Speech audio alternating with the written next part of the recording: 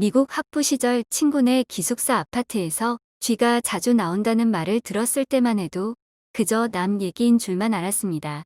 학교 근처 화이트 플레인스의 한 인도 식당 구석에서 커다란 쥐 한 마리를 발견했을 때는 얼마 지나지 않아 제 방에서 쥐를 보게 될 거라고는 상상도 하지 못했습니다. 실내에는 대부분 작은 마우스, 실외에는 주로 렛이 나오는데 그 인도 식당에서 본 건 아주 큰 렛이었습니다. 지하철역은 물론이고 학교 도서관에도 교회 예배 중에도 쥐가 나온 적이 있습니다. 뉴욕 쓰레기 더미 주변에는 가끔 대여섯 마리의 쥐가 몰려 있는데 사람이 다가가도 잘 피하지 않습니다. 잘못하다 쥐가 발 위로 올라올 것 같아서 멀리 피해 다녔습니다. 이렇게 일상적으로 쥐와 마주치다 보니 뉴욕에 있는 동안 쥐를 소재로 한 그림을 3번이나 그렸습니다. 대학교에서 기숙사 생활을 하다가 졸업 후 2명의 친구들과 함께 살았던 브루클린의 아파트는 리모델링을 해서 아주 깨끗해 보였습니다. 이런 곳이라면 쥐나 바퀴벌레 문제는 없을 것으로 생각했습니다.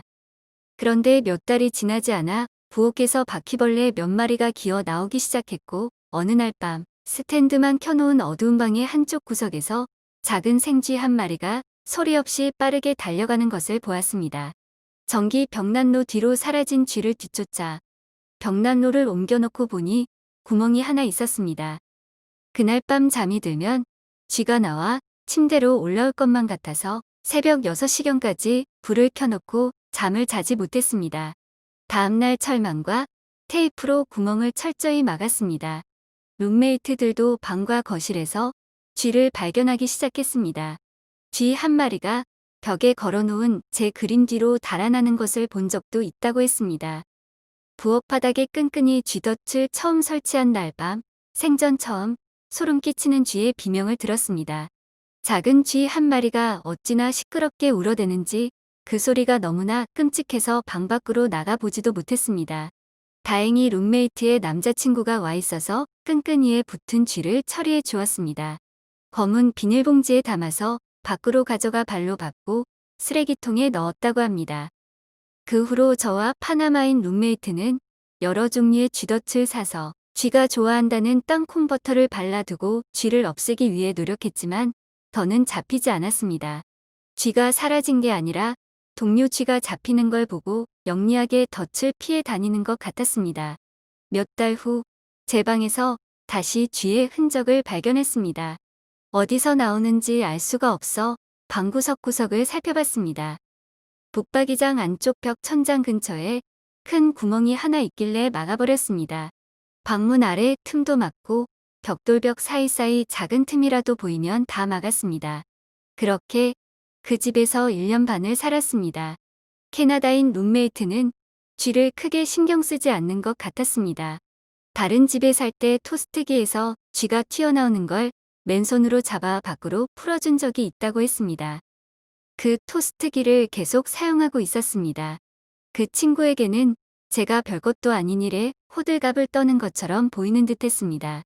교회 동생과 잠시 살았던 집에도 부엌 개수대 근처에서 쥐똥이 보였습니다. 쥐덫을 놔도 잡히지 않았습니다. 한국에 돌아오기 전 1년 넘게 살았던 집에서도 방에 쥐가 나왔습니다. 거무스름한 것이 책상 밑에서 침대 밑으로 순식간에 사라지는 게 마치 거대한 바퀴벌레 같이 보였습니다. 주인 아저씨가 침대 아래쪽에 이미 막았던 구멍의 틈을 다시 메꿔주셨습니다. 그 전에도 쥐가 나온 적이 있는 듯 했습니다. 집에서 렛이 나온 적은 없는 것이 다행입니다. 뉴욕에서 쥐 때문에 고양이를 기르는 사람들도 많습니다. 쥐가 고양이 냄새만 맡아도 무서워서 그 집에 안 들어온다고 합니다. 고양이를 키우는 집사들 말로는 고양이가 쥐를 물어와 침대 위에 놓아두는 경우도 있다고 했습니다. 주인한테 칭찬을 받으려고 하는 행동이래요. 저희 아버지가 초등학생일 때는 한국에도 쥐가 하도 많아 쥐를 잡아서 꼬리를 잘라오라는 숙제가 있었다고 합니다. 그 덕에 한국에는 쥐가 많지 않은가 봅니다. 미국에도 그런 숙제를 내주어야 할 판입니다.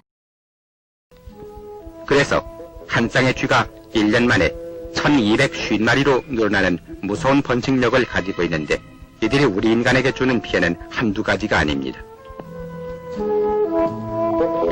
쥐의 이나 벼룩으로 인한 흑사병, 발진티푸스 등 각종 전염병을 옮겨줍니다.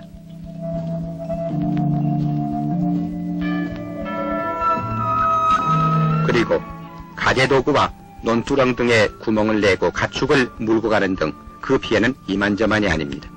특히 양곡만도 1년 동안 200만 석을 먹어치워 200억 원이나 되는 손실을 가져다주고 있는데 이것은 전주만한 도시의 시민들이 1년 동안 먹을 양식에 해당됩니다. 이번 쥐잡기에 사용되는 약은 이 동사무소를 통해서 무상으로 나눠주는데 쥐약을 놓을 때는 주위를 깨끗이 해서 먹이가 없도록 하고 쥐가 의심 없이 먹도록 하는 것이 중요합니다. 그리고 쥐약은 마을 전체가 한꺼번에 놓아야만 효과가 크며 일단 죽은 쥐는 한 곳에 모아 땅속 깊이 묻어야 합니다.